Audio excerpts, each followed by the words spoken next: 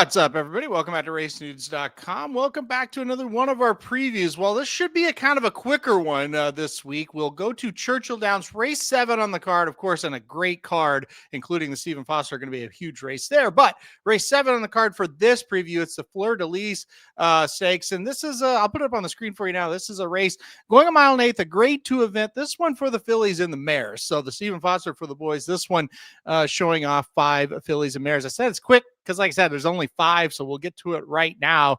And we'll go to the number 1 Splendora to kick it off. Now, I think the big key for this one, the race is at a mile and an eighth, and so we're going to test Splendora and see how far this horse really wants to run. She did win last time out going a mile and 16th, and she did it really impressively, albeit maybe a little bit weaker company, but not really. Maybe just one horse throwing it in there that's going to change things a little bit.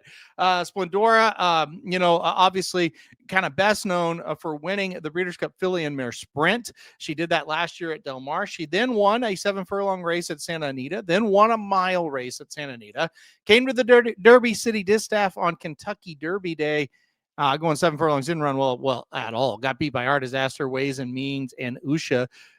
3 good horses, but still just did not fire, did not run a step. And then last time out, came back with a nice grade 2 win right here at Churchill. Like I said, going a mile and a 16th. Can she go a mile and an eighth? That is the big question here.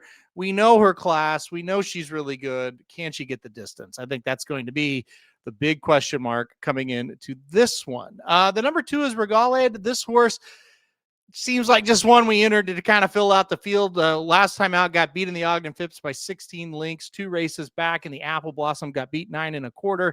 3 races back in the Azeri, only got beat 3/4 of a length. So maybe that's, something to kind of hang your hat on. We have seen this horse recently go a mile and an eighth. Breeders' Cup Distaff got third, beaten 6 lengths. Really never was around there, but a nice third. Obviously, pick up a nice check. The Falls City at Churchill after that Breeders' Cup Distaff, another mile and eighth race, got 4th, beaten 7.5. So it just kind of feels like she's on the outside looking in here. Much, much easier spot than the last couple.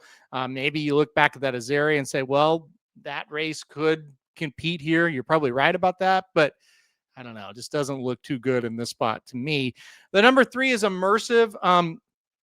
This is a horse, last time out faced Splendora. I thought, maybe going a mile and 16th, this horse could get it done. Just did not look very good at all. Got second, beaten 2 3/4. Never really threatened Splendora. 2 races back, ran in a 7 furlongs stakes there at Aqueduct and just didn't look very good either. Was 3-5, really short field, and got beat by a length and a half there. Kind of gotta go back a while, right? I mean, Immersive was that 2-year-old that was really good, won 4 straight races, including the Breeders' Cup Juvenile Fillies. It just hasn't been great since, I don't know. The 3-year-old season obviously had an injury, came back, got second, beaten the neck, then went to the CCA Oaks and was second to Scottish Lassie. She freaked and just wasn't close. Dropped in class, got a nice win to end the 3-year-old season in the Seneca overnight, and then came back as a 4-year-old and just kind of looked average. And I think that's where she kind of is right now. She just kind of looks average. Now, this spot, maybe going a mile and eighth is going to help her. We haven't really seen her since the CCA Oaks go this long, but again, I'm not sure we're going to see just a real great performance. I think she made us been a 2-year-old that blossomed. Now, again, it's a short field. Maybe she can get it done here. It's not a bad spot for her.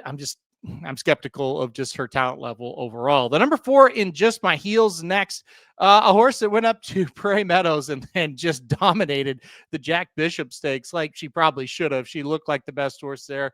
She won by 9 lengths. Before that, we hadn't really seen a whole lot out of her in an allowance race. She was 3rd here at Churchill.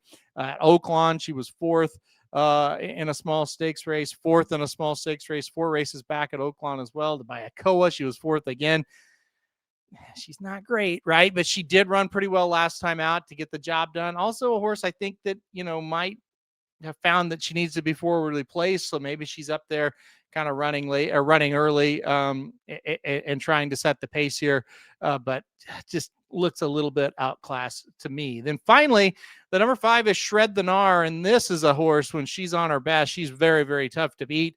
Last time out, won the La Touraine by a length, looked very good doing it. The Royal Delta, 2 races back.